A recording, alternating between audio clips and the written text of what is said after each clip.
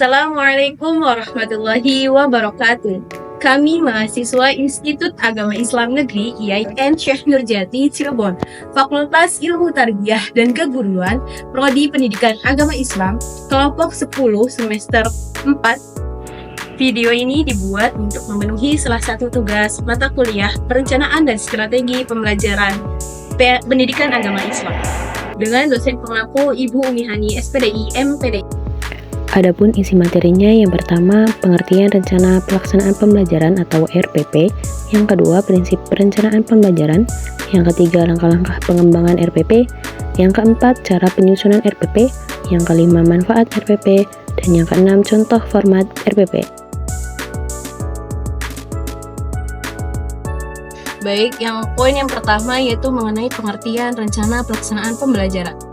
Rencana pelaksanaan pembelajaran atau RPP adalah rencana yang menggambarkan prosedur dan pengorganisasian pembelajaran untuk mencapai tujuan kompetensi dasar yang diterapkan dalam standar isi, dan nanti itu akan dijabarkan dalam bentuk silibus. Lingkup rencana pembelajaran paling luas mencakup satu kompetensi dasar yang terdiri atas satu kompetensi indikator atau beberapa indikator untuk satu kali pertemuan atau lebih. Yang kedua, mengenai prinsip perencanaan pembelajaran. Ada beberapa prinsip perencanaan pembelajaran, yaitu antara lain meliputi: yang pertama, dilakukan oleh sumber daya manusia yang tepat dan kompeten. Dalam melaksanakan perencanaan pembelajaran, maka perencanaan tersebut harus dilakukan oleh orang yang tepat. Untuk merencanakan proses pembelajaran matematika, maka orangnya adalah orang yang berkompeten dalam hal matematika.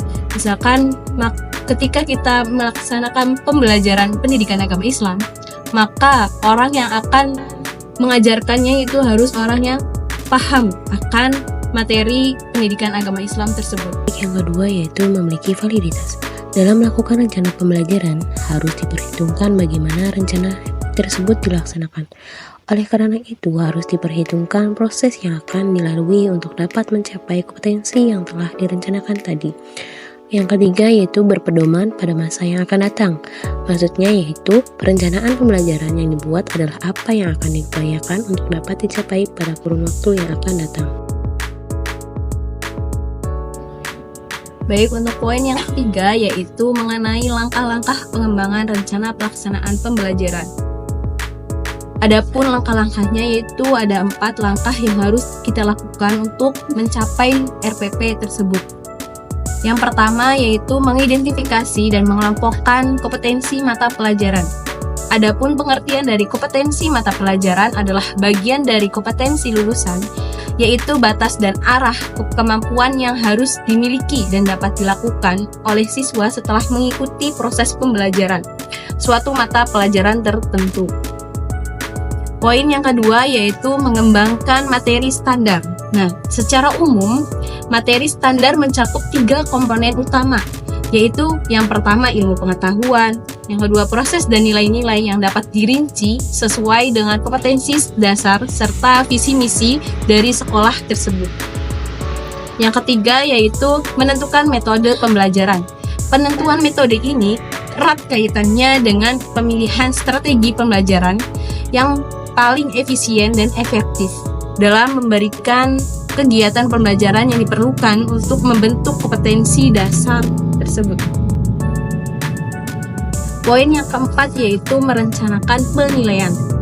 Penilaian hendaknya dilakukan berdasarkan apa yang dilakukan siswa selama sistem pembelajaran tersebut berlangsung dan dapat membentuk karakter siswa tersebut.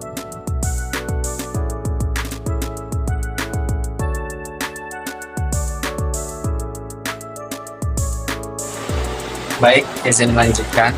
Yang bagian D, yaitu cara penyusunan RPP, rencana pelaksanaan pembelajaran. Langkah-langkahnya yaitu yang pertama, mengisi kolom identitas. Identitas itu ada nama, mata pelajaran, kode, besaran SKS, dan semester. Yang kedua yaitu menentukan alokasi waktu yang dibutuhkan untuk pertemuan yang telah ditetapkan. Yang ketiga, menentukan standar kompetensi dan kompetensi dasar, serta indikator. Yang keempat, merumuskan tujuan pembelajaran berdasarkan standar kompetensi. dan kompetensi dasar, serta indikator yang telah ditentukan. Yang kelima, mengidentifikasi materi standar berdasarkan materi pokok. Yang keenam, menentukan metode pembelajaran yang akan digunakan. Yang kelima, merumuskan langkah-langkah pembelajaran yang terdiri atas 1. Tahap awal, 2. Tahap penyajian, 3. Tahap terakhir, 4. Tahap penutup. Yang kedelapan, ada menentukan sumber belajar dulu atau bahan yang dapat dijadikan rujukan untuk materi pembelajaran yang akan digunakan. Yang kesembilan, menyusun teknik penilaian, lembar pengamatan, contoh soal, dan teknik. Lanjut ke bagian E, manfaat RPP, manfaat rencana pelaksanaan pembelajaran.